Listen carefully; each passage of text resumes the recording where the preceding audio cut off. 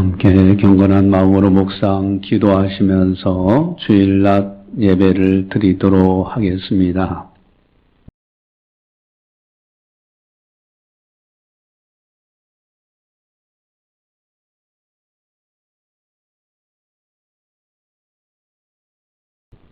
여호와께서 집을 세우지 아니하시면 세우는 자의 수고가 헛되며 여호와께서 성을 지키지 아니하시면 파수꾼의 깨어있음이 헛되도다.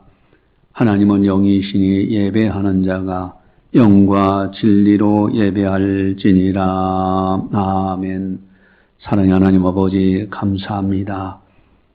오늘도 복 있는 날을 허락해 주시고 하나님 아버지 앞에 영광을 올려드릴 수 있도록 인도해 주심을 감사를 드립니다. 특별히 6.25 상기주일로 지킵니다. 우리 하나님께서 이 날을 지켜주셔서 이와 같은 자유와 평화의 나라가 되게 하신 거 너무너무 감사를 드립니다. 하나님의 은혜를 잊지 아니하고 하나님 앞에 온전히 영광 돌리기를 원하오니 이 시간 각 사람마다 성령 충만하게 하시고 성령의 인도하심을 따라 영과 진리로 예배드리게 하여 주시옵소서. 모든 영광을 삼위일체 하나님께 올려드리오며 예수님의 이름으로 감사 기도드리옵나이다. 아멘. 찬송가 27장입니다.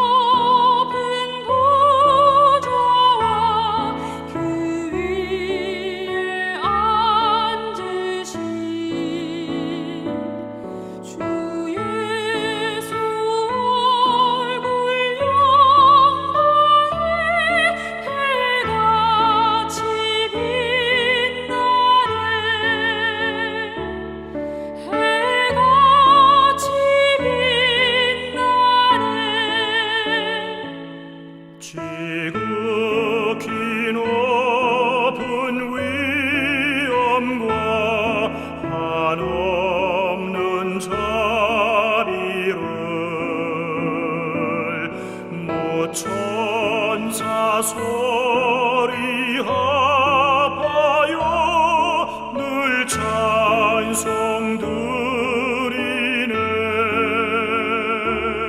늘 찬송 드리네.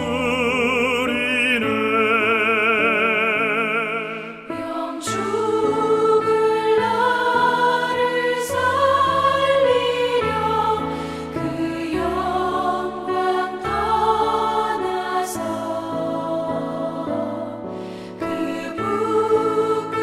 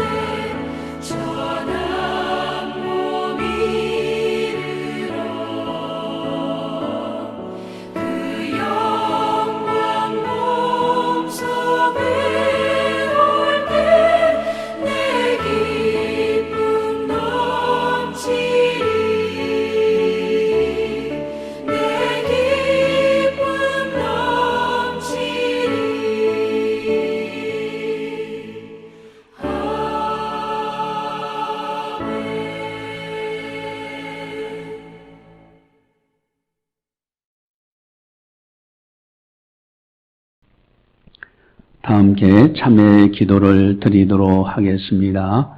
하나님과 나만이 아는 죄를 참회하셔서 깨끗하게 용서받으시기 바랍니다.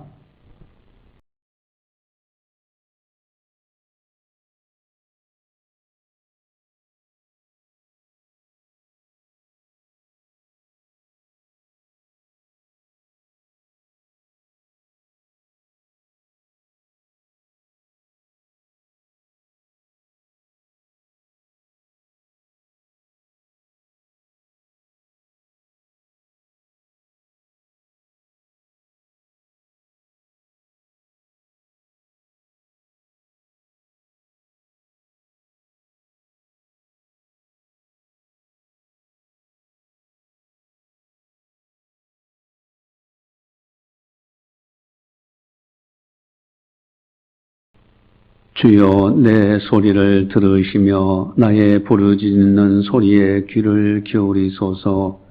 여호와여 주께서 죄악을 지켜보실진데 주여 누가 서리까?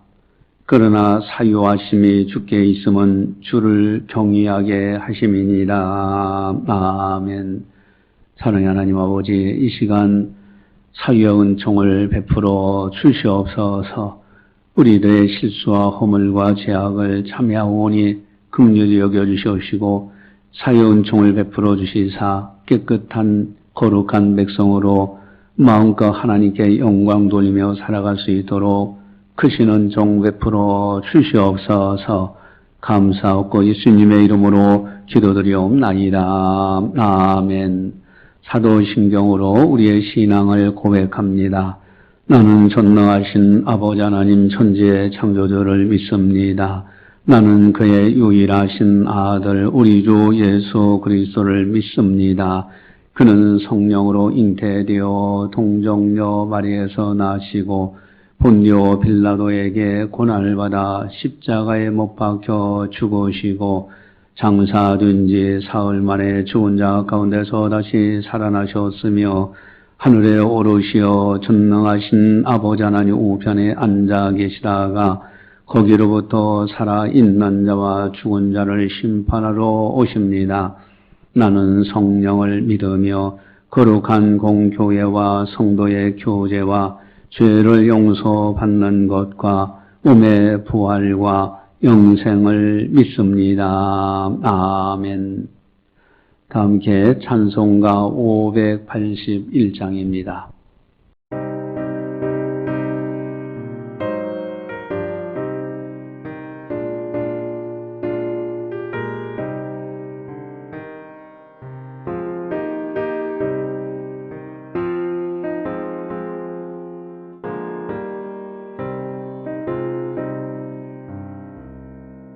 주 하나님이 나라를 지켜주시고 이 땅 위에 주의 나라 세워주소서. 이 민족을 은혜로써 주의 백성 되게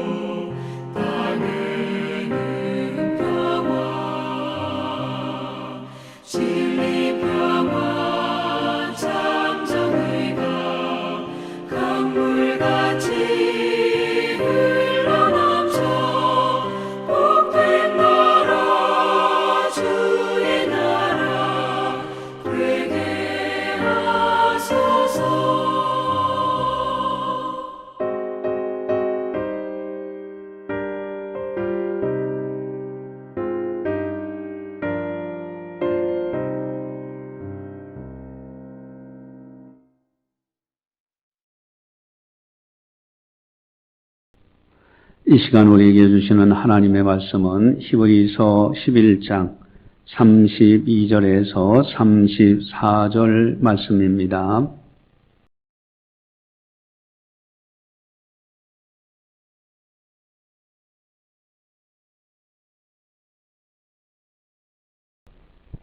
이 말씀을 봉독할 때 살아계신 하나님의 말씀으로 들으시기를 바랍니다. 내가 무슨 말을 더하리요? 기드온, 바락, 삼손, 입다, 다윗 및 사무엘과 선지자들의 일을 말하려면 내게 시간이 부족하리로다. 그들은 믿음으로 나라들을 이기기도 하며 의의를 행하기도 하며 약속을 받기도 하며 사자들의 입을 막기도 하며 불의 세력을 멸하기도 하며 칼날을 피하기도 하며 연약한 가운데서 강하게 되기도 하며 전쟁에 용감하게 되어 이방 사람들의 진을 물리치기도 하며. 아멘. 오늘은 특별히 6.25 상기 주일로 지킵니다. 전쟁이라는 것은 참으로 비참합니다. 지금 우크라이나라는 나라가 러시아 푸틴의 침공에 의해서 지금 많은 사람들이 죽임을 당하고 있고 엄청난 부상자며 또 희생을 당하고 있습니다. 참으로 인권이 유린당하고 있고 그 피해가 이루 말할 수 없어요. 그러면 우리나라 6.25 불과 지금부터 72년 전의 이야기입니다. 먼 옛날 아주 까마득한 이야기가 아니에요. 불과 72년 전에 있었던 6.25의 전쟁이라는 것은 엄청난 피해를 가져온 거예요. 완전히 이 땅에 초토화되어 가버린 그런 이제 시기가 바로 6.25 전쟁이지 않습니까? 우크라이나의 전쟁 상황을 이렇게 보면은 참으로 그 러시아의 미사일 공격으로 완전히 아파트고 무너뜨리고 사람들의 시신이 길에 있는 이런 모습들 참 잔인하다. 그 전쟁, 우크라이나 전쟁도 러시아 땅에서 일어나고 있는 것이 아니에요. 러시아의 침략을 받아서 지금 우크라이나 땅에 그런 모진 고통이 들어와 있는 겁니다. 여러분 가만히 세계 역사를 보면은 전쟁의 역사입니다. 옛날에 전쟁에서 패전한 나라는 아주 멸망당합니다. 진 나라는 노예로 끌려가고 여성들은 놀이객감이 되고요. 거기에 무슨 인권이 있습니까? 자유가 있습니까? 죽임을 당하고 재산은 몰수당하고 이것이 바로 전쟁에서 진 나라의 모습 아닙니까? 다시는 전쟁이 일어나서는 안 된다. 그런데 그런 말이 있잖아요. 당신이 전쟁을 잊어버릴지라도 전쟁은 당신에 관해서 관심을 가지고 있다. 내가 전쟁을 잊어버리고 이렇게 자유로운 나라에서 자유를 가지고 산다고 해서 전쟁을 잊어버리고 있으면은 전쟁은 우리들에 대해서 관심을 가져요. 어느 때 어떤 일이 벌어질지 아무도 모르요. 여러분 전쟁이 예고 없이 터집니다. 방심하면 전쟁이 일어나는 거예요. 안보를 준비하지 않는 나라, 국방을 튼튼히 세우고 유비무한 미리 준비하지 않는 나라는 평화를 누릴 자격이 없습니다. 평화를 누릴 자격이 없는 거예요. 안보를 해치는 사람들이 있어요. 안보를 등한시 여기고 국방을 등한시 여기고요. 평화라는 이름 가명하여서 그런 사람들은 평화를 누릴 자격이 없는 사람들이에요. 여러분, 다시는 전쟁이 일어나지 않도록 우리는 지켜나가야 됩니다. 여러분, 세계의 정세를 한번 가만히 들어보세요. 러시아 푸틴 독재자지 않습니까? 그 독재자가 결국은 우크라이나를 침공하잖아요. 만약에 우크라이나가 미국처럼 강한 나라라면은 감히 침공 못합니다. 자기들이 능히 3일 만에 이길 거라고 생각을 한 거예요. 그러나 우크라이나는 지금 잘 버티고 있죠. 싸우고 있어요. 여러분, 중국의 시진핑은 어떻습니까? 그도 독재자예요. 그 공산주의 사상을 가진, 그래서 팽창주의. 대만을 자기들의 한 민족, 하나라는 그런 구호 슬로건을 걸고 침공하려고 할 때, 지금 미국이 그 자유의 나라를 지키려고 또 그렇게 하지 않습니까? 북한 김정은은 어떻습니까? 그 독재자는요, 끊임없이 핵가결을 하고 있잖아요. 그리고 위협하잖아요. 여러분, 6.25 때 남쪽에 대한민국이 북한에 있는 공산주의를 쳐들어간 것이 아닙니다. 북한에서 쳐들어 내려온 거잖아요.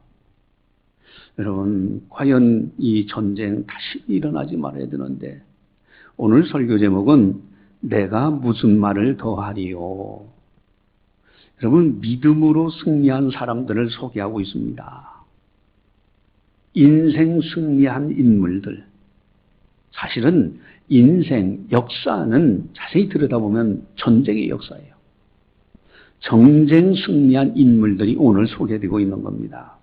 그러면서 내게 시간이 부족하다. 더 많이 있는데 이루말할 수 없이 많은 사람들이 믿음으로 이 전쟁에서 승리하고 인생에서 승리했던 그런 사람들이다라고 말씀하고 있는 겁니다.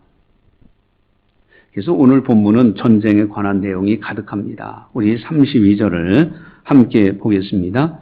내가 무슨 말을 더하리요. 기드온, 바락, 삼손, 입다, 다윗 및 사무엘과 선지자들의 일을 말하려면 내게 시간이 부족하리로다. 여러분, 기드온, 미디안과 아멜렉의 전쟁을 일으켜서 압제할 때 300용사들을 가지고 그 물리치게 됩니다. 40년 동안 평화를 가져오게 돼요. 지도자 한 사람이 어떻게 하느냐에 따라서 이런 놀라운 일이 있는 거예요. 또 여기 바락이라는 분도요, 야빈이 침공했을 때 드보라와 연합작전으로 승리하게 됩니다. 이 전쟁에 관한 이야기예요. 전쟁에 관해서 승리한 분들을 지금 소개하고 있는 겁니다. 삼손은 어떻습니까? 블레셋 사람들이 침공했을 때 그때 이 삼손이 힘이 있어서 그들을 물리치는데 미인계에 넘어가고 말아요. 들릴라라는 여인에게 속아가지고 그만 자기 비밀 모든 정보를 내놓게 될 때 그는 결국은 힘이 없어서 마지막에 하나님 앞에 회개하고 다시 새 힘을 달라고 해서 적군들을 물리치는 장면이 나오잖아요. 여러분, 입다라는 분도 암몬 족속과 영유권 문제를 가지고 먼저 대화를 풀려고 합니다. 그리고 그들을 물리치게 되는 걸 봐요. 지금 여기 등장되는 이 사람들의 이름은 전부 다 인생 성공의 사람이요, 전쟁에서 승리한 사람들의 소개예요. 이분들은 사사시대 때 있었던 인물입니다. 그렇다면 왕정시대 때 인물은 어떠냐? 거기 보니까 다윗이 나오죠. 블레셋과의 끊임없는 전쟁이 있었습니다. 그리고 내부의 적 사울왕이 끊임없이 다윗을 죽이려고도 했잖아요. 또 사무엘이라는 선지자는 어떻습니까? 블레셋이 쳐들어올 때 사울왕을 세워서 막고 또 다윗왕을 세워서 블레셋을 물리치고, 그 밖에 선지자들이요, 강대국들이 침공할 때 아수르, 바벨론, 애굽이라는 강대국들이 침략할 때 그 선지자들이 많은 역할들을 하면서 이겨나갑니다. 여러분, 사사시대 때 나오는 인물들이 소개되고 왕정시대 때 나오는 인물들이 소개돼요. 시대마다 전쟁이 일어나고 이것이 역사예요. 우리나라도 오늘날까지 마찬가지예요. 여러분, 6.25 전쟁이 까마득한 옛날 이야기가 아닙니다. 불과 72년 전에 있었던 이야기예요. 그 이전에는 바로 일제가 와서 우리나라를 강점하고 있었고요. 여러분, 임진왜란이라든가 몽골에서 침략한다든가 끊임없이 이런 여러 가지 어려운 일들이 전쟁이 일어났었잖아요. 오늘 33절도 보니까 우리 33절 같이 봅니다. 그들은 믿음으로 나라들을 이기기도 하며 의를 행하기도 하며 약속을 받기도 하며 사자들의 입을 막기도 하며. 이게 다 전쟁에 관한 이야기예요. 싸움에 관한 이야기입니다. 나라들을 이기기도 하며 또 사자들의 입을 막기도 하며. 이건 뭡니까? 전쟁에서 졌던 이스라엘 백성들이 머나먼 나라의 포로로 잡혀갔을 때 다니엘이라는 훌륭한 그런 사람이 이제 등장이 돼요. 근데 이 다니엘이 모함을 받아서 하나님 앞에 여전히 기도하는 그 기도를 해방하는 사람들이 모함을 받아서 사자들이 불에 들어가게 됐잖아요. 근데 하나님께서는 천사들을 보내서 사자의 입을 봉하시면서 다니엘을 건져내시는 것을 보게 돼요. 사자들의 입을 막기도 하며 라는 말씀이 그런 겁니다. 바로 전쟁의 역사 속이에요. 또 34절은 어떻습니까? 우리 같이 한번 보겠습니다. 34절. 불의 세력을 멸하기도 하며 칼날을 피하기도 하며 연약한 가운데서 강하게 되기도 하며 전쟁에 용감하게 되어 이방 사람들의 진을 물리치기도 하며. 아멘. 불의 세력을 멸하기도 하며. 여러분, 포로로 잡혀갔던 다니엘의 세 친구 사드락, 메삭, 아벳느고가 풀무불에 던져졌어요. 하나님을 향한 믿음의 절개를 지킨다고 풀무불에 던졌을 때 그 안에서 다른 한 분이 더 있어요. 바로 그분이 예수님으로 알려집니다. 어쨌든 거기서 다시 살림을 받죠. 또 칼날을 피하기도 하며 엘리야는요, 이 아합 왕 이사벨이라는 이 부인이 끊임없이 엘리야를 죽이려고 할 때 이 엘리야가 도망치게 돼요. 엘리사는 아람 군대 장관 나만이 이제 문둥병 걸렸을 때 그를 치료해 주고요. 또 그 다음에 아람의 나라에 침공을 받았을 때 물리치는 이런 일들 전부 다 전쟁에 관한 말씀이에요. 또 그리고 전쟁에 관한 용어들이 거기 나오죠. 나라들을 이기기도 하며, 여러분 이게 전쟁에 관한 용어잖아요. 의를 행하기도 하며 연약한 가운데서 강하게 되기도 하며 전쟁에 용감하게 되어 이방 사람들의 진을 물리치기도 하며. 여러분, 전쟁의 역사, 끊임없는 전쟁, 이런 속에서 믿음의 사람들이 승리해 나갔던 것. 그렇다면 어떻게 이런 전쟁이 끊임없는 이 역사 속에서 어떻게 이겨나갈 수 있을까? 그 비결이 뭘까? 역시 시편 127편 1절, 시편 127편 1절, 여호와께서 집을 세우지 아니하시면 세우는 자의 수고가 헛되며 여호와께서 성을 지키지 않으시면 파수꾼의 깨어있음이 헛되도다. 아멘. 이 말씀이 우리 자유 대한민국의 국계에서는 아주 중요한 비결이에요. 여기에 첫 번째가 뭡니까? 세우는 자의 수고가 있어야 되고요. 성을 지키시는 파수꾼의 깨어있음이 필요한 거예요. 이것이 헛되지 않도록 하는 것이 또 중요하고요.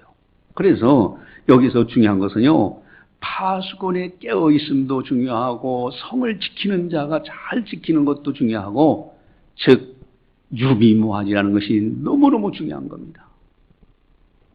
여러분, 유비무환하지 아니하면은, 약하면은 이건 당하게 돼 있어요. 끊임없이 러시아는 팽창주의로 작은 나라 주변에 있는 나라들을 복속시켜서 자기의 부속 나라들로 만들어 가잖아요. 중국이라는 나라도 마찬가지예요. 여러분, 국방과 안보를 튼튼히 하는 것이 전쟁에서 이기는 아주 중요한 비결이에요. 국방과 안보, 이것을 튼튼히 해야 됩니다. 이것을 약화시키는 사람이 있다면 그 사람은 매국노예요. 그런 사람이 대통령이 된다면 이 나라의 미래는 없습니다. 여러분, 평화라는 가면 뒤에 숨어서 마귀는 웃고 있는 거예요. 아주 평화, 그럴듯하죠. 우리 평화롭게 살자 말을 해요. 그런데 아무런 준비도 없으면은 힘이 강한 나라가 약한 나라를 삼키려고 하는 겁니다. 이것이 이 땅의 모습이에요. 여러분, 우리 교회도 사실 그래요. CCTV가 지금 잘 설치가 되어 있잖아요. 어느 때 어떤 일이 벌어질지 모르잖아요. 그러나 CCTV가 다 설치가 돼서 딱 돼 있으니까 여기에 뭐 도둑질 하는 사람들이라든가 이런 사람들이 감히 침공을 못하는 거예요. 여러분, 유비무환이라는 것이 굉장히 중요해요. 6.25 전쟁 당시에 김일성이는 북한에서 끊임없이 전쟁 준비를 했어요. 이쪽 남한 자유대한민국하고 너무너무 차이가 많이 납니다. 이미 이 균형이 깨져버린 거예요. 저쪽엔 탱크가 수도 없이 많고요. 여러분, 러시아는요, 강한 나라 미국한테는 덤비질 못해요. 중국도 마찬가지예요. 결국은 사람들을 현혹해 해가지고 자유대한민국에서 미군 물러가라. 미군들이 후퇴했어요. 이 나라에서 떠났을 때 그때 침공한 겁니다. 균형이 깨져버린 거예요. 여러분, 국방과 안보를 튼튼히 하는 것은 대단히 중요합니다. 내가 힘이 없으면은 다른 좋은 친구, 힘이 있는 친구와 같이 가는 것이 굉장히 또 중요한 거잖아요. 제가 한 번은 그런 일이 있었어요. 옛날 공부할 때, 이제 같이 이제 이렇게 고시원에 공부하는데, 이 친구 하나가 등치가 참 상당히 커요. 아주 등치가 좋고 힘이 센 그런 친구인데, 이 친구가 말끝마다 자기가 무용담, 자기가 싸움을 잘했고 뭐 이런 얘기를 해요. 그래서 같이 밥을 먹으면서 같이 가까워지는데 그때가 한마디 했어요. 그러냐고. 그러면 나는 참 걱정이 없다. 왜 깡패들이 만나도 어이구 친구 자네같이 이렇게 힘 있는 사람이 옆에 있으니까 든든하지 않느냐 하고 웃으면서 한 얘기가 있은 적이 있어요. 여러분, 약한 나라는 강한 나라의 도움을 얻으면서 자유의 어떤 것을 지켜나가는 거예요. 힘을 지켜나가야 되는 겁니다. 여러분, 유비무환입니다. 우리나라의 국방이요, 정말로 튼튼히 잘 세워나가야 돼요. 지금 요번에 이제 누리호가 그 우주에 이제 올라갔잖아요. 얼마나 감격스러운지 몰라요.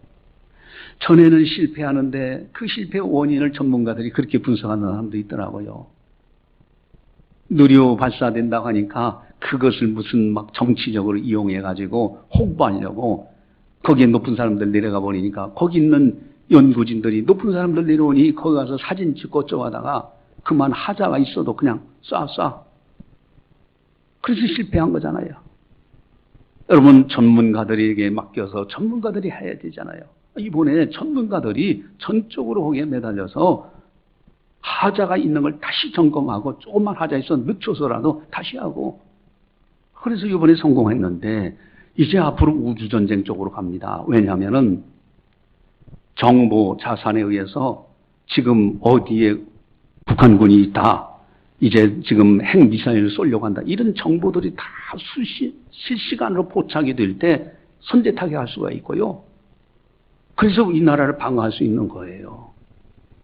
여러분, 북한이 핵실험한다 하지만은 미국의 전략 자산들이 우리나라에 다 들어와가지고 같이 연합으로 지금 합동훈련하고 하니까 두려워서 지금 못하는 거예요. 여러분, 힘을 기르지 않으면 안 돼요. 안보 튼튼히 해야 됩니다. 이 나라의 국방을 튼튼히 세워야 돼요. 이것이 첫 번째예요. 전쟁에서 이기는 아주 중요한 비결이 그겁니다. 그 우리나라 K9 뭐 자주포 이런 것이 아주 정확도가 높답니다. 그래서 달리면서도 쏠 수가 있고, 근데 러시아제라든가 중국제는 그런 것이 못 미치나 봐요. 지금 우크라이나에 폴란드를 통해서 들어가서 아주 활약을 한다, 이런 이야기를 들려지는데, 어쨌든요, 여러분, 전쟁에 이기는 비결은요, 유비만입니다. 국방을 튼튼히, 안보를 튼튼히 해야 돼요. 우리나라가 다른 나라를 침공하기 위해서 하라는 것이 아니라 우리나라를 지키기 위해서. 만약에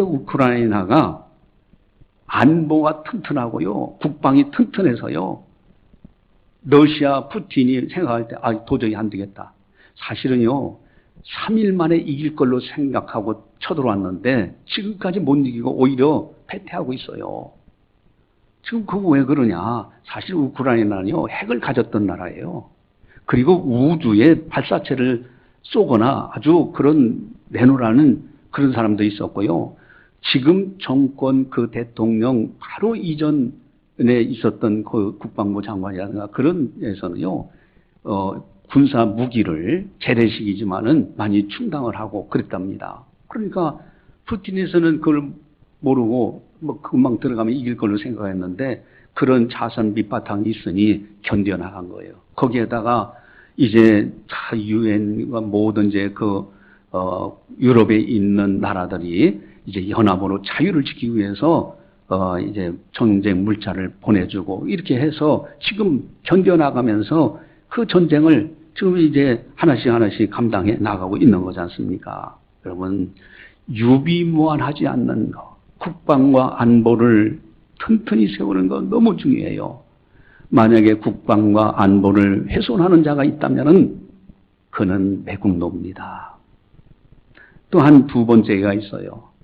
성을 지키시는데 성을 지키는 자의 수고가 있어야 되고 파수꾼에 깨어 있음이 중요합니다. 그런데 더 중요한 것은 하나님이 함께 하시지 않으면 그 모든 것이 헛되다고 말씀하십니다. 그래서 사람 편에서는 유비무환이요. 하나님 편에서는 하나님의 은혜로 이 나라가 튼튼히 서갈 수 있는 거예요. 우리 33절을 우리 한번 같이 함께 보겠습니다. 그들은 믿음으로 나라들을 이기기도 하며 의를 행하기도 하며 약속을 받기도 하며 사자들의 입을 막기도 하며 아멘. 믿음으로 나라를 이기기도 하며 역사의 주인은 하나님이십니다. 믿음으로 승리하여야 합니다. 여러분, 일제시대 때 1500명 이상의 선교사님들 우리나라에 와서 하나님을 가르쳐준 거예요. 복음을 전해줬어요. 여러분, 그 당시에 많은 이제 기독徒들이 하나님을 앞에 기도하면서 이 나라를 위해서 기도한 거예요. 여러분, 8.15 해방이 가만히 보세요. 우리나라가 뭐 국력이 있어서 힘이 있어서 일본을 물리쳤습니까? 아니잖아요. 어느 날 미국과의 싸움이 됐는데 미국이 원자폭탄 터뜨리자마자 일본 이제 천황이 그만 두 손 들고 항복을 하잖아요. 그 결과 우리나라가 해방된 것이지 우리나라가 힘이 있어서 된 겁니까? 이건 하나님의 전적인 은혜인 거예요. 그래서 하나님의 은혜 안에서 믿음 생활 잘하면서 믿음으로 안보와 국방을 튼튼히 할 때 이 나라를 감히 침공하지 못하는 겁니다. 여러분, 6.25 당시에도 마찬가지예요. 안전보장이사회가 소련이 거기 들어가 있어요. 5개 나라에서 한 나라만 반대해도 유엔군을 파병 못합니다. 근데 이 소련 대사가 뭐 자료에 의하면 뭐 교통사고에서 참석 못했다 뭐 그런 이야기도 있지만 어쨌든 참석 못했어요. 그런데 4개 나라가 만장일치로 가결해서 유엔군을 파병할 수가 있었어요. 여러분, 낙동강까지 밀려났잖아요. 한번 상상을 해보세요. 낙동강까지 우리가 여기 살고 있는 요 다부동 전투 여기까지 내려왔는데 조금만 저기 했으면 그냥 풍전등화잖아요. 그러나 하나님께서 유엔군을 파병할 수 있도록 은혜 베풀어 주시고요. 그때 이승만 대통령을 비롯해서 목사님들, 성도님들이 매달려 하나님 앞에 기도했어요. 다시 이제 그러한 유엔군대도 59개국이 여러 형태로 도움을 줬습니다. 그래서 그 힘을 가지고 다시 밀고 올라간 거예요.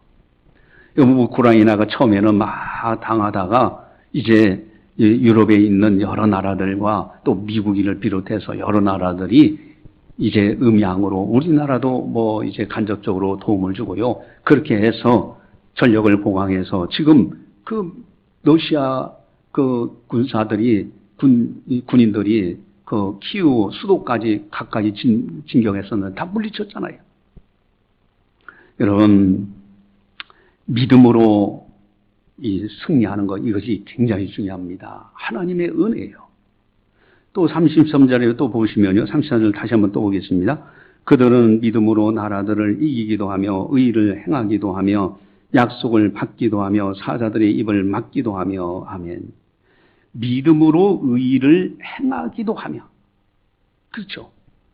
여러분, 하나님의 말씀대로 공의롭게 살면요, 하나님이 기뻐하십니다.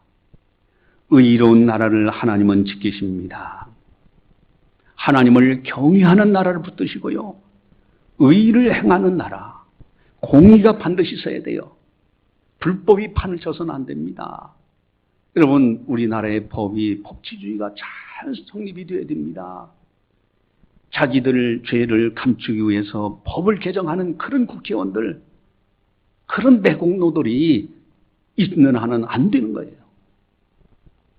하나님 앞에 법이 잘 세워져 공의가 세워진 나라, 의로운 나라를 하나님은 지키십니다. 노아의 당시에 하나님이 죄악에 관영한 것을 보고 한탄하셨잖아요. 여러분, 공의가 없어졌어요. 죄악에 관영해요. 하나님도 고개를 돌려버리신 겁니다. 여러분, 의를 믿음으로 의를 행하는 나라. 우리나라는요, 공의가 세워지고 법이 잘 세워져서 이 나라가 공의롭고 법 안에서 모든 백성들이 이제 자유롭고 인권이 보장되는 그런 나라가 될 때 이 나라야말로 하나님께서 기뻐하시고 은혜를 또 베푸시죠. 또 한 가지는 33절을 또 한번 같이 보겠습니다. 그들은 믿음으로 나라들을 이기기도 하며 의를 행하기도 하며 약속을 받기도 하며 사자들의 입을 막기도 하며 아멘. 믿음으로 약속을 받기도 하며 하나님의 약속을 붙드는 나라를 하나님은 지키십니다. 여러분, 유대인들이 처음에는 잘 이렇게 하나님의 은혜를 받다가 이스라엘 사람들이 이제 타락해서 우상을 섬기게 돼요. 그때 그 나라가 포로로 잡혀가고 전쟁에서 지게 됩니다. 여러분, 하나님의 약속을 붙드는 나라, 그런 나라는 하나님이 은혜를 베푸시는 거예요. 여러분, 국방, 안보 튼튼히 하는 유비무한 사람 편에서는 전쟁에서 이기기 위해서는 사람 편에서는 국방과 안보를 튼튼히 하는 유비무한의 정신이 필요하고요. 그렇게 지켜나가야 되고요. 이것이 헛되지 않기 위해서는 하나님을 절대적으로 경외하며 믿음으로 살아가는, 그래서 하나님의 은혜를 받는 나라가 평화가 있고 자유가 오래 지속되고 그런 가운데서 하나님의 나라를 위해서 일할 수가 있는 것입니다. 여러분, 다윗과 골리앗 한번 가만히 보세요. 다윗과 골리앗 장군과 싸울 때 골리앗은 장군입니다. 다윗은 어린 소년이에요. 그리고 장군은, 골리앗은요, 옆에 부장이 있습니다. 그 부장이 이 골리앗의 부장, 그러니까 골리앗 옆에는 부장이 있는데 그 골리앗의 창과 칼이 얼마나 무겁고 큰지 이것을요, 부장이 들고 있다가 전쟁 나갈 때 그때 옆에서 주고 그렇게 합니다. 여러분, 다윗은 그런 칼도 없었고 창도 없었어요. 가지고 있는 것은 물맷돌입니다. 근데 물맷돌을 탁 던져가지고요, 이 소년 다윗이 골리앗 장군을 완전히 갑옷을 입었지만은 소년 다윗은 갑옷도 못 입었는데 물맷돌 털려가지고 이마 정중에 골리앗 장군을 맞히니까 쓰러져 버려요. 쫓아가서 그의 칼을 빼가지고 골리앗 장군의 머리를 자릅니다. 여러분, 여기에 다윗이 그럽니다. 너는 칼과 창으로 내게 나오지만은 나는 만군의 여호와의 이름으로 내게 가노라 그래요. 철저히 믿음으로 하나님을 의지했어요. 그렇다면은 이 다윗이 그런 무방비 상태에서 그렇게 된 거냐? 아니에요. 여러분, 물맷돌은 오늘날 포병대와 마찬가지예요. 여러분, 칼과 창을 던져봐야 몇 미터 못 갑니다. 그런데 물맷돌은 몇백 미터 나갈 수가 있어요. 여러분, 원격 조정. 그래서 이 다윗은 어려서부터 사자들이 양을 잡아가려고 하면 물맷돌 돌려서 사자를 맞춰서 사자 위에서 양을 구출해는 이런 훈련을 받았어요. 아주 전문가입니다. 오늘날에 이제 우크라이나든가 러시아 전쟁하는 걸 보면 포병의 역할이 굉장히 중요하잖아요. 그래서 그러니까 이 물맷돌의 전문가예요. 거기에 하나님의 은혜, 믿음으로 싸우니 소년 다윗이 골리앗 장군이 할지라도 그를 쓰러뜨릴 수가 있었던 겁니다. 여러분, 오늘은 6.25 상계주의를 지킵니다. 만약에 낙동강까지 밀려났을 때 우리나라가 그대로 공산화됐더라면 어떻게 됐을 뻔했습니까? 우리 여기서 자유롭게 예배 못 드립니다. 아마도 구원받지 못하는 사람들이 태반이일 거예요. 또한 어디를 가더라도요, 허가받아서 가야 되고요. 자유와 인권이라는 것은 간데온데가 없고요. 인민재판한다고 사람들 앞에 보는 앞에서, 가족들이 보는 앞에서 성경책 가졌다고 쏴서 죽이고요. 그러면은 우리들 어떻게 됐겠습니까? 정말로 하나님의 은혜요, 믿음의 선진들의 피 흘리는 순교, 순직, 그런 것이 있었기에 오늘날 이만큼 평화를 누리게 된 겁니다. 우리는 하나님의 은혜와 선진들의 순직, 그 고귀한 피, 땀을 우리는 결코 잊어서는 안 돼요. 오늘 6.25 동영상을 잠시 보도록 하겠습니다.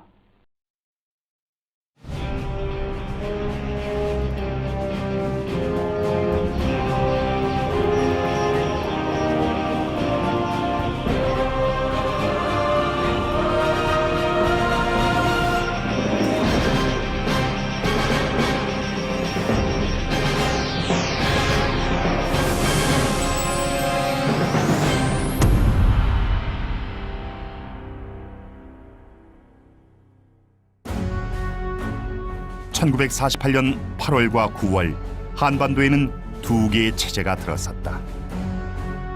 하나는 남쪽의 자유민주주의 대한민국이었고, 다른 하나는 북쪽의 공산주의 조선민주주의 인민공화국이었다. 김일성은 1948년 9월 북한 정권 수립 직후부터 무력 남침을 꾀하였다. 김일성은 1949년 3월부터 수차례 소련의 스탈린에게 무력 남침 계획을 타진하였다.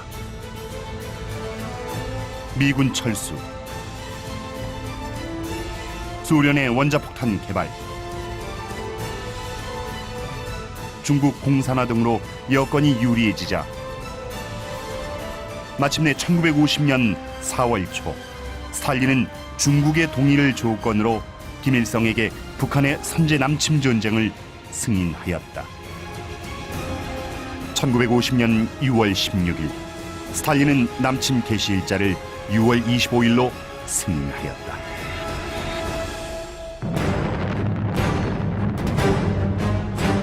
(1950년 6월 25일) 새벽 4시 북한군은 선제 타격 작전 계획에 따라 38도선 전 전선에 걸쳐 남침을 개시하였다.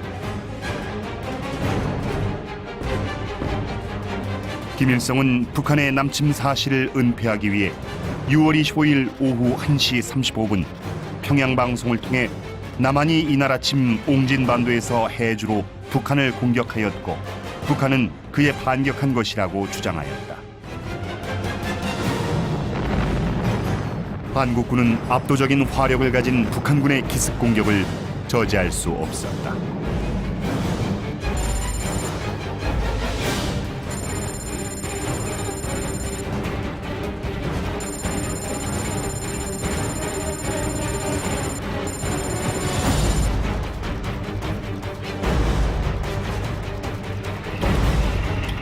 소련제 탱크 T-34를 앞세운 북한군은 전쟁 발발 당일 개성과 동두천, 포천을 점령하였고 서부전선에서는 파주, 문산을 거쳐 중부전선에서는 동두천, 의정부를 거쳐 서울로 진격하였다. 국군의 후방 주둔 사단이 전방으로 속속 투입됐지만 역부족이었다. 결국 28일 새벽 국군은 미아리 방어선까지 격파당하고 말았다.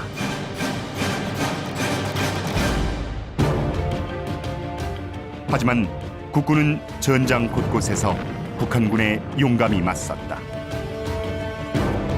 육군 6사단은 북한군 2사단에 맞서 남아하던 북한군의 발목을 3일이나 묶어버렸다. 당황한 북한군은 홍천에서 전투 중인 북한군 12사단의 일부를 춘천으로 급파했으나 북한군 12사단 역시 그들이 맡은 임무를 수행할 수 없었다. 대한민국이 북한의 남침을 물리치려면 그 정부와 대통령이 살아 있어야 했다. 이에 북한군에 의한 서울 함락이 임박하자 이승만 정부는 서울을 탈출하였다. 그리고 6월 28일 새벽 2시에 한강대교를 폭파했다. 하지만 당시 서울 시민 대부분이 정부의 서울 사수 방송을 믿고 피난을 가지 않았기에 많은 이들이 적 치하에 갇혔다. 북한의 남침 사실을 보고받은 미국 투먼 대통령은 북한군을 단호히 응징하기로 하고 UN 안전보장이사회 소집을 요청했다. 유엔은 신속히 움직였다. 6월 25일 유엔 안보리는 북한의 남침을 침략 행위로 규정하고 38도선 이북으로 북한군의 퇴각을 요구했다. 북한이 이를 무시하자 이틀 후인 27일에는 유엔군의 파병을 결의했다. 대한민국을 도우려고 파병 16개국, 의료 지원 5개국 등 총 21개국이 6.25 전쟁에 참전했고 38개국이 물자 지원을 하는 등 총 59개국이 지원에 나섰다.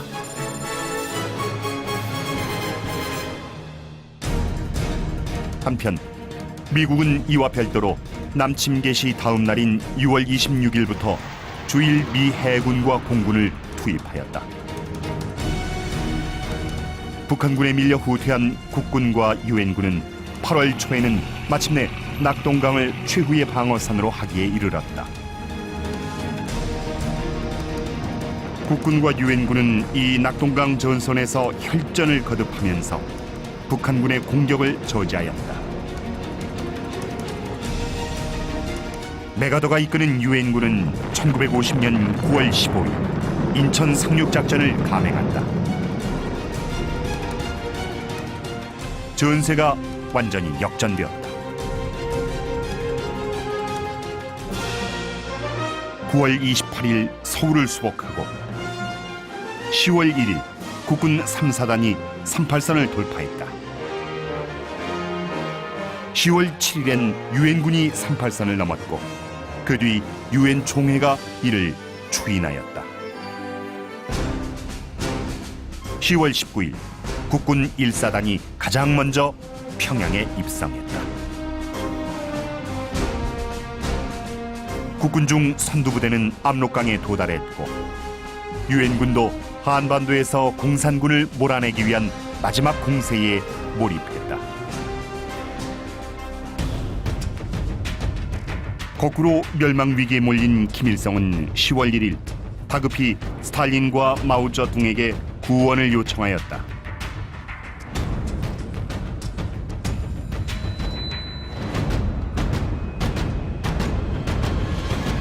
그리고 김일성은 평양을 탈출하여 압록강변의 오지로 옮겨 다녔다.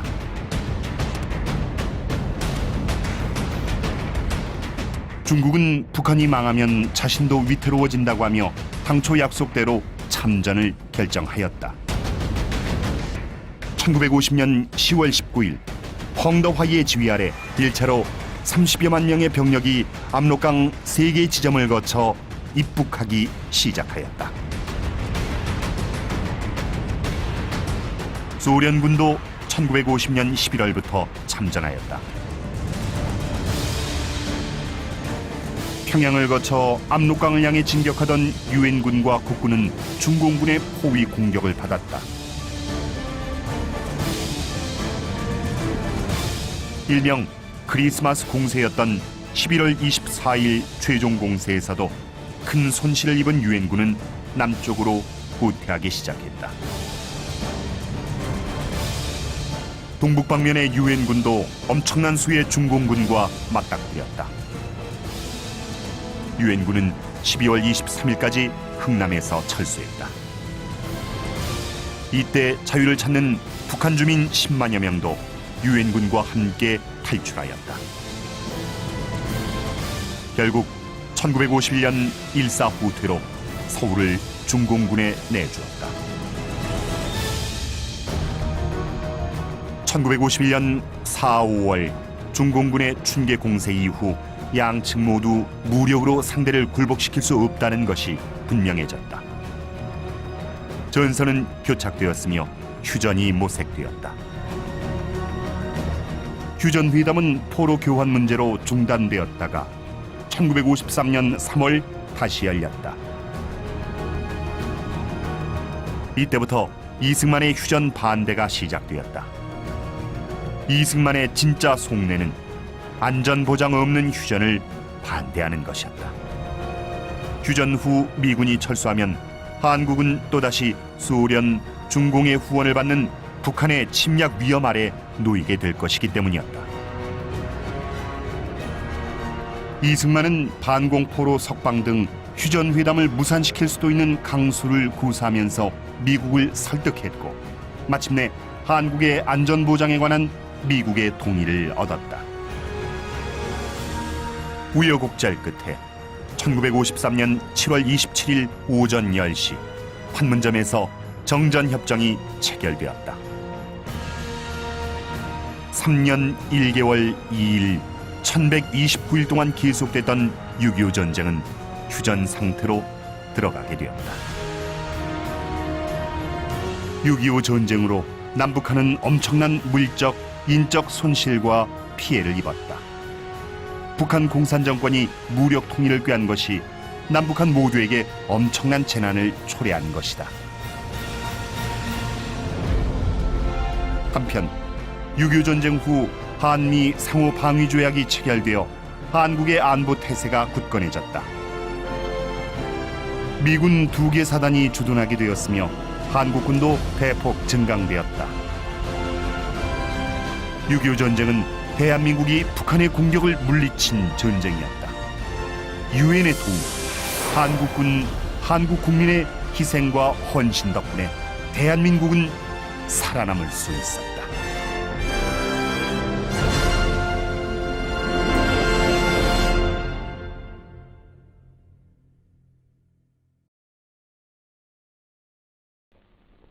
여러분 어떻습니까? 참으로 6.25 다시는 일어나서는 안 되는 전쟁이에요. 평화라는 가면 뒤에 웃는 마귀가 있다는 것을 알고 안보 튼튼히 하고 국방을 튼튼히 할 수 있도록 기도하셔야 되고요. 그리고 하나님의 은혜로 이 나라가 든든히 서갈 수 있도록 믿음으로 기도하면서 이 나라의 미래가 밝아지도록 노력해야 될 것입니다. 최선을 다해야 되죠. 우리 6.25 상기주일입니다. 우리의 믿음으로 나라로 해서 또한 기도하시기 바랍니다. 기도하시겠습니다. 사랑의 하나님 아버지 감사합니다. 저희들을 사랑해 주시고 또 오늘도 성령께서 교회에게 하신 말씀을 듣게 하시니 너무너무 감사를 드립니다. 우리가 이 자유 대한민국에서 자유롭게 평화를 유지하는 가운데 하나님을 마음껏 섬길 수 있도록 인도해 주신 거 너무너무 감사를 드립니다. 이러한 자유의 나라가 있기 위해서는 수많은 순직했던 애국자 귀한 이제 조상분들이 계시고 또한 믿음으로 기도하면서 하나님의 은혜를 사모했던 믿음의 사람들의 헌신이 있었기에 하나님의 은혜로 이만큼 우리가 자유를 누리는 나라에서 살 수 있는 줄 압니다. 우리들도 국방과 안보를 튼튼히 하면서 이 나라를 위해서 기도하며 믿음으로 살아 이 나라가 자유 대한민국이 오래 지속되는 가운데 우리 후손들에게 자유의 나라를 물려줄 수 있도록 인도하여 주시옵소서. 대통령을 비롯하여 모든 위정자들 정신을 차리고 이 나라의 국방 안보를 튼튼히 세울 수 있도록 도와주시옵시고 역사의 주인은 하나님이신 것을 알고 하나님을 두려워하는 가운데서 바른 정치할 수 있도록 은혜 베풀어 주시옵소서. 다시는 6.25와 같은 전쟁이 일어나지 않도록 막아 주시옵소서. 자유로운 가운데 땅끝까지 복음 전하는 이 나라가 될 수 있도록 은혜 베풀어 주시옵소서. 감사하고 예수님의 이름으로 기도드리옵나이다. 아멘.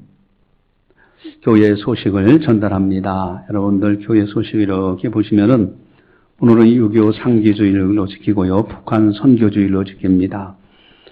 금요 기도회는 오는 금요일 날 부터는 이제 방학이 되겠습니다. 그래서 모이지 않고요. 노인행복학교 치매 전문교육은 7월 2일 다음 주까지만 하고 그 다음 주부터는 방학이 되겠습니다.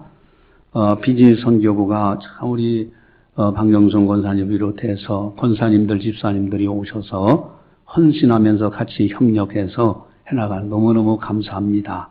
또 주일날은 이제 또 우리가 국수를 이렇게 먹게 되는데 최창모 장로님께 또 구입해서 드시기 바라고요. 전단지 전달해 주시고요. 맥주 감사주일이 7월 3일에 있고요. 1층 영상 예배실 밑에 1층 영상 예배를 해놨습니다. 11시 예배 때는요. 휠체어 가지신 분들 2층까지 올라오지 못하는 분들은 밑에서 예배 드릴 수 있도록 지금 이렇게 이제 영상으로 다 해놨습니다. 여러분들 전도하셔서 그렇게 활용할 수 있도록 해주시기 바랍니다. 찬송가 584장입니다.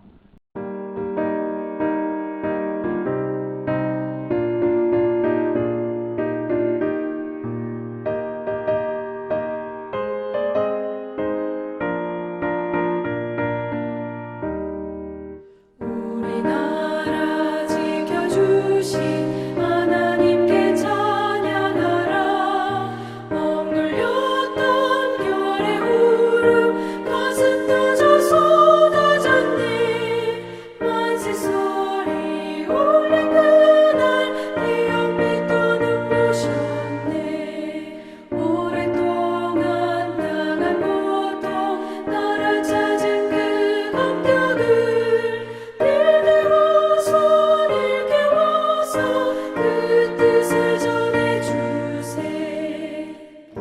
지고 나팔 불며 하나님께 찬양하라. 어깨에서 짐 벗기고 손발사슬 부시었네. 말과 그를 찾았으니 주의 은혜 고마워라. 오랫동안 당한 고통 나라 찾은 그 감격을 뜻을 전해주세.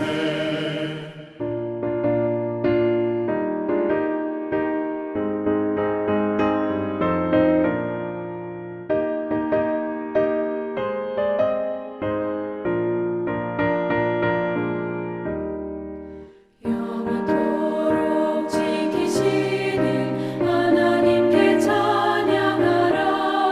죄와 우상 몰아내고 믿음으로 하나 되어 순교자들 본받아서 주를 위해 일을 하세.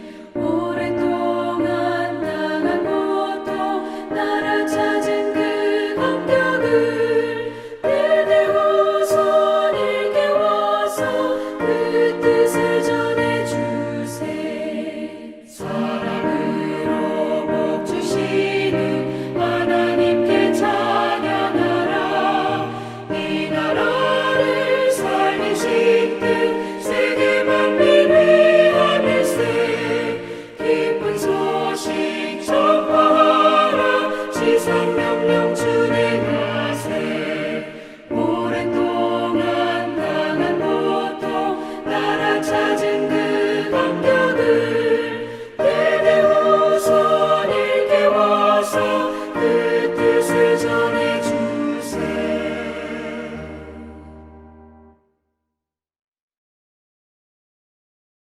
기도하시겠습니다.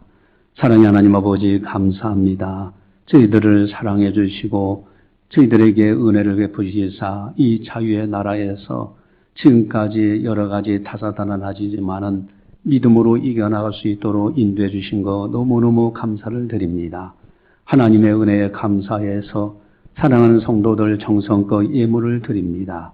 주님을 사랑하게 드리는 아름다운 예물들 주님 받아주시옵시고 그 손길들을 복되게 하시고 하나님 나라의 큰 아름다운 예물들이 될 수 있도록 인도하여 주시옵소서.